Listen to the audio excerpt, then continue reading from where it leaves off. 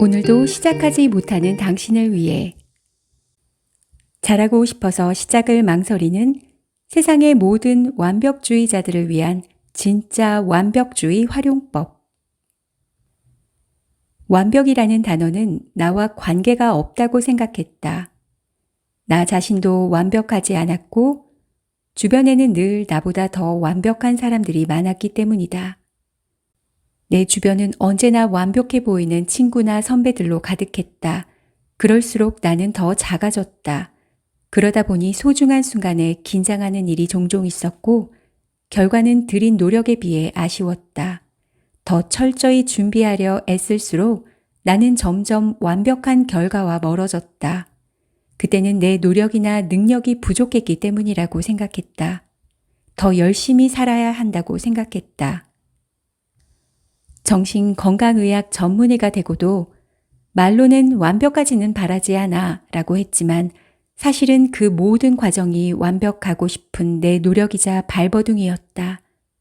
휴식이 가장 중요해요 라고 말하면서 정작 나는 스스로를 채찍질하기 바빴고 잠시 멈추거나 쉬는 과정도 허용하지 못했다. 그렇게 완벽주의로 좌절하고 불안을 겪고 지쳐가면서도 꽤 오랫동안 그 원인을 몰랐다. 나는 완벽주의자였다. 완벽하지 않아도 괜찮다는 단순한 위로를 전하는 것을 넘어 자신의 마음을 이해하고 바꿔보기를 결심했으면 좋겠다. 자신의 완벽주의와 마주할 용기를 가졌으면 좋겠다. 첫째, 인정하라. 저는 그저 열심히 한 것밖에 없어요. 그냥 대충 살았어야 했나요? 앞만 보고 열심히 달렸을 뿐인데 모든 게 엉망이라는 사람들. 그래서 자신에게 주변 모든 상황에 실망하고 급기야 절망하는 사람들에게 가장 먼저 해주고 싶은 말이 있다. 열심히 사는데도 목적과 방향이 필요합니다. 돌이켜보면 무작정이라는 말은 정말로 허무한 표현이다. 아무것도 정해진 게 없는데 덮어놓고 나아가기만 한다면 뒷감당할 과제만 늘어나지 않겠는가.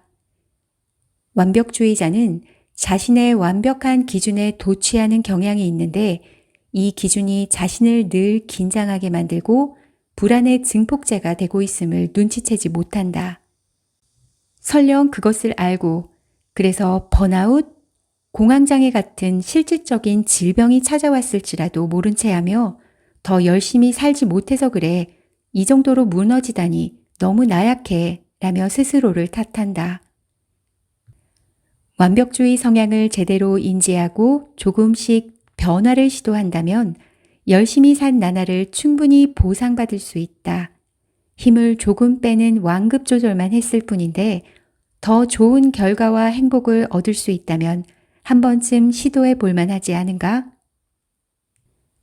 자신의 완벽주의를 제대로 바라보는 시간을 가져야 한다. 어떤 이유로 내게 완벽주의 성향이 생겼는지, 좀 더 합리적으로 이 성향을 조절할 수는 없는지 등을 고민하다 보면 행복한 삶, 자유로운 인생이 좀 더 가까워진다. 둘째, 기준을 바꿔라. 내가 완벽주의자임을 인정했다고 해서 모든 문제가 단번에 명료해지는 것은 아니다. 완벽주의 성향이 높은 사람들은 뭐 아니면 도로 생각하는 흑백 논리의 오류를 자주 범하기 때문에 문제를 인식하고 나면 하나부터 열까지 자신의 모든 것을 지금 당장 바꾸어야 한다고 생각한다. 무조건 다 바꾸는 게 아니라 하나씩 차근차근 변화해야 한다. 그중 첫 단계는 나의 기준을 돌아보는 것이다. 밑빠진 독에 물을 아무리 부어도 항아리는 채워지지 않는다. 달성할 수 없는 목표를 설정하면 아무리 노력해도 소용이 없다. 비현실적 기준보다는 깨진 독을 붙이거나 항아리를 새로 사는 식의 현실적인 대안을 마련하는 게 우선이다. 완벽주의자들은 완벽한 계획에 맞춰 하루가 돌아가야 완벽한 성과를 이룰 수 있다고 믿는다. 하지만 삶이란 본래 예측 불허의 영역이다. 누군가의 하루에는 타인, 조직, 특정 장소 등 다양한 요소가 개입될 여지가 충분하며 그렇기에 어떤 것을 계획하고 목표를 설정할 때 단편적인 요소만을 봐서는 안 된다. 오늘은 반드시 이것을 해야 해 같은 당위적이고 강박적인 사고를 깨뜨리는 것이다. 원래 계획이 예측하지 못한 상황 때문에 틀어진다면 잠시 쉬어도 좋다. 자신이 정한 목표를 포기하라는 의미가 아니라 예측하지 못한 현실 상황을 받아들이고 이에 맞게 대응한 뒤 정 안 되면 그 상황 자체를 받아들이는 것이다. 때로는 넘어져도 좋고 쉼표를 찍으면 오히려 더 좋다는 결론에 스스로 다다를 수 있어야 한다. 그리고 이 경험이 반복되면 완벽한 계획과 실행이 없어도 그것대로 괜찮다는 확신이 생긴다. 셋째, 두려움의 뿌리를 찾아라. 우리 삶에서 불안이나 우울, 두려움과 같은 부정적인 감정이 생기는 이유는 무엇일까? 인지치료 이론에서는 감정을 일으키는 주체를 상황이 아닌 생각으로 본다. 부정적인 감정은 곧 인지적 오류 때문에 발생한다는 것이다. 이렇게 감정을 일으키는 생각을 전문 용어로 자동적 사고라고 부르는데 자동적 사고로 인한 생각은 머릿속을 스쳐 그대로 감정을 생성한다. 그만큼 자주 왜곡된다.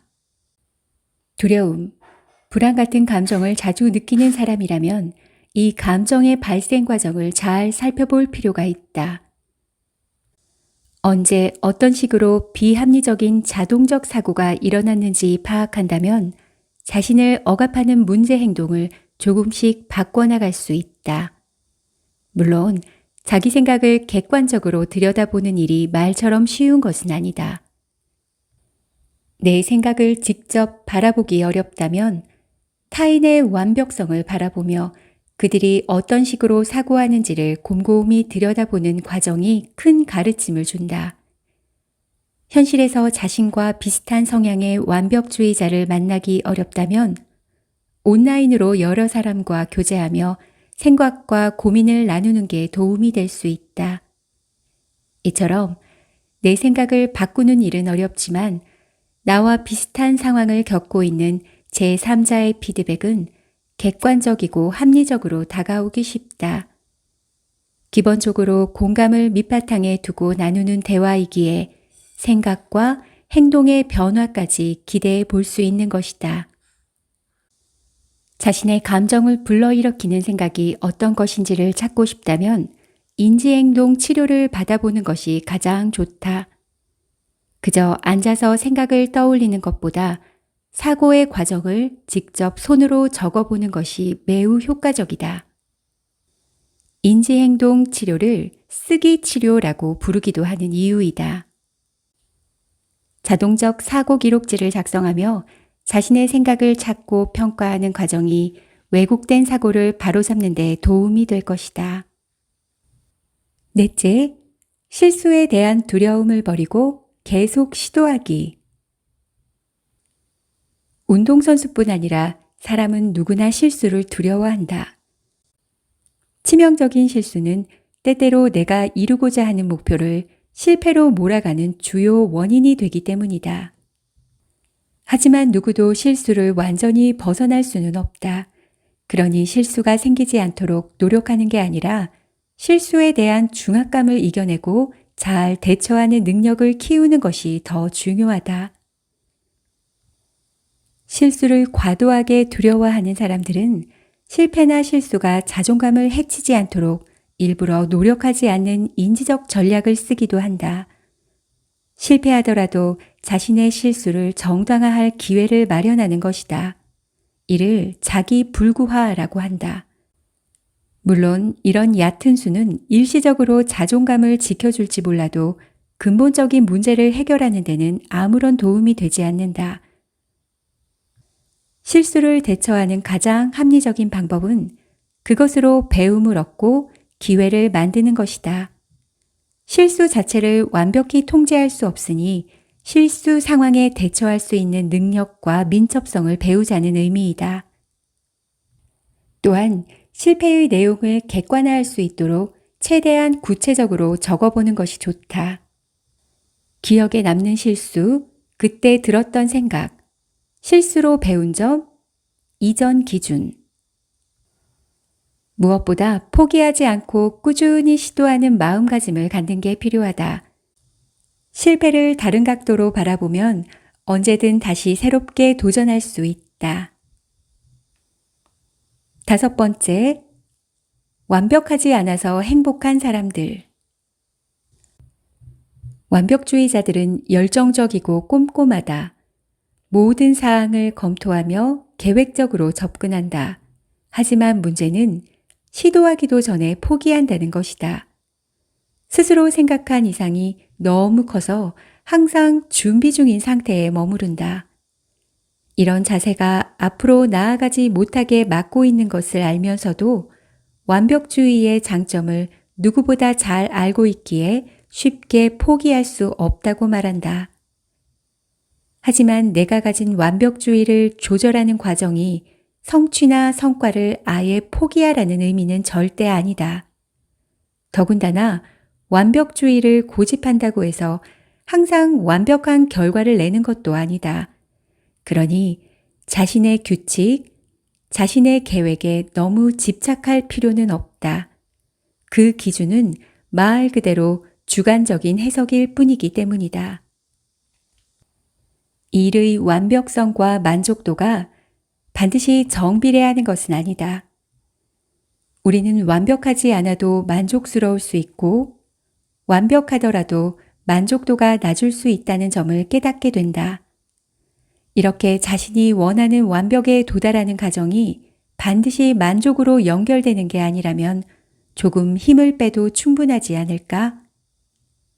목표를 적절히 세우고 힘을 조절하면서 계속해서 시도하면 완벽성도 만족도도 같이 상승할 수 있을 것이다. 건강하고 안정적인 완벽주의를 다른 말로 최적주의라고 한다. 완벽을 추구하는 대신 가능한 범위 내에서 최선을 다하는 삶의 방식을 의미한다. 우리가 직간접적으로 완벽을 고집하며 달려가고 그 결과 나쁘지 않은 성과를 얻고도 허탈해지는 경험을 자주 한다.